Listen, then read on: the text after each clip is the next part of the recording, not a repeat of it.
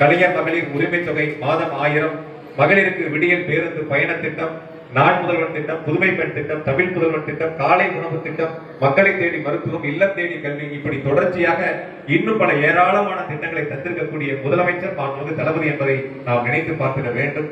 கலைஞர் மகளிர் உரிமை தொகை வழங்கக்கூடிய அந்த சிறப்பு வாய்ந்த திட்டத்தில் விடுபட்டவர்கள் இந்த முகாம் மூலமாக மனுக்களை தந்திருக்கிறீர்கள். அதற்கும் தன்னுடைய முதலமைச்சர் மாண்புமிகு தளபதியுடைய உரிய இப்படி தொடர்ச்சியாக பல்வேறு துறைகள் மூலமாக இந்த மனுக்கள் வழங்கப்பட்டிருக்கின்றன.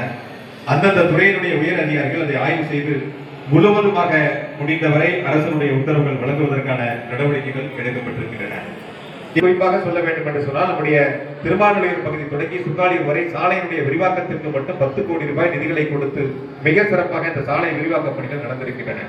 இப்படி தொடர்ச்சியாக எந்த பணிகளை எடுத்துக்கொண்டாலும் நம்முடைய மாநகரத்தினுடைய வளர்ச்சிக்கும் மாவட்டத்தினுடைய வளர்ச்சிக்கும் உறுதுணையாக இருக்கக்கூடிய முதலமைச்சர் அவர்களுக்கு நம்முடைய பகுதி மக்கள் என்றும் உறுதுணையாக இருந்திட வேண்டும் என்று அனைவரிடத்திலும் அன்போடு கேட்டுக்கொண்டு, இங்கு வழங்கப்பட்டிருக்கக்கூடிய 69,887 மனுக்களுக்கும் அரசுடைய உத்தரவுகள் ஆய்வு செய்து விரைவில் உங்களுடைய கைகளில் வழங்கப்படும் என்ற உறுதியை உங்களுக்கு அன்போடு தெரிவித்துக் கொண்டு, நமக்கான திட்டங்களை தரக்கூடிய முதலமைச்சர்